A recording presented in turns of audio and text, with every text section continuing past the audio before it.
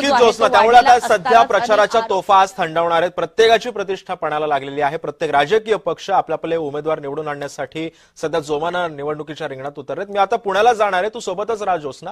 पुण्याला माझा सहकारी रोहन कदम सध्या आपल्या सोबत आहे. रोहन, आपण बघितलं असेल तर सध्या दोन्ही राष्ट्रवादी पुण्यामधून एकत्र लढतायत. प्रत्येक राजकीय पक्ष आपापल्या परीने प्रयत्न करते. आज प्रचाराच्या तोफा थंडावतायत. कशा पद्धतीनं प्रचारावरती जोर दिला जातोय?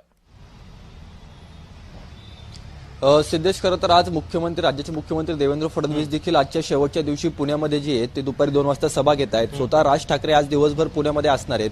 त्याचबरोबर ती राष्ट्रवादीचे अजित पवार पुणे आणि पिंपरी चिंचवडमध्ये वेगवेगळ्या ठिकाणी सभा असतील किंवा रोड शो असतील, या माध्यमातून लोकांपर्यंत पोहोचण्याचा प्रयत्न करणार आहेत. आणि त्याचबरोबर सुनील तटकरे हे देखील पुण्यामध्ये येऊन काही प्रभागांमध्ये भेटीगाठी असतील आणि पत्रकार परिषदा असतील, या सगळ्याच्या माध्यमातून लोकांपर्यंत पोहोचण्याचा आजच्या शेवटच्या दिवशी हे सगळेजण प्रयत्न करणार आहेत. कारण का मुंबईनंतर सगळ्यात मोठी महापालिका आणि प्रतिष्ठेची महापालिका म्हणून मानली जाते ते पुणे आणि पिंपरी चिंचवड या 2 महापालिका. त्यामुळे या दोन्ही महानगरपालिकांवरती आपलं वर्चस्व असावं म्हणून भाजपने मोठ्या प्रमाणामध्ये प्रयत्न जे आहेत ते मागील काही महिन्यांपासून केलेले पाहायला मिळत आहेत. तर अजित पवार यांनी दोन्ही राष्ट्रवादींना एकत्रित केल्यानंतर त्यांची देखील ताकद जी आहे, त्यांची देखील प्रतिष्ठा जी आहे ती पणाला लागलेली पाहायला मिळते. स्वतः अजित पवारांनी ही सगळी निवडणूक जी आहे ती अतिशय प्रतिष्ठेची केलेली आहे आणि थेट भाजपसोबत संघर्ष जो आहे तो अजित पवारांनी केलेला पाहायला मिळतोय. पहिल्यांदा केवळ स्थानिक नेत्यांवर टीका केलेली पाहायला मिळाली, नंतर राज्यामध्ये देखील नेत्यांवरती जी आहे ते अजित पवारांनी टीकेची झोड उठवलेली देखील आपल्याला पाहायला मिळत होती. त्यामुळे या सगळ्याच्या माध्यमातून अजित पवारांनी महायुतीचं वातावरण काहीशा पद्धतीचं खराब केल्याचं देखील बोललं जात असताना, परंतु 16 तारखेनंतर हे चित्र बदलेल असं सांगितलं जात आहे.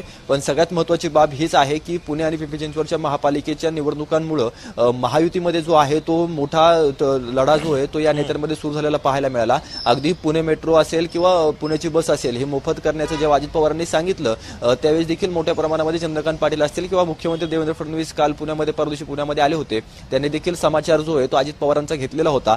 त्यामुळे या महापालिकेच्या निवडणुकीच्या दृष्टीने पुणे आणि पिंपरी चिंचवडच्या निवडणुकीच्या दृष्टीने जो काही हा प्रचाराचा रणसंग्राम गेल्या 10-12 दिवसापासून सुरू होता त्या सगळ्याच्या माध्यमातून महायुतीमध्ये जो आहे तो काहीसा मीटरचा खडा आपल्याला पडलेला पाहायला मिळतो. नक्कीच रोहन, त्यामुळे आता या सगळ्या पार्श्वभूमीवरती दोन्ही राष्ट्रवादी एकत्रित लढतात. भाजप असेल, शिवसेना ठाकरे असेल, शिंदेची शिवसेना असेल, मनसे असेल, कशा पद्धतीनं उमेदवारीच्या रिंगणात उतरलेत हे सुद्धा आपण बघतो.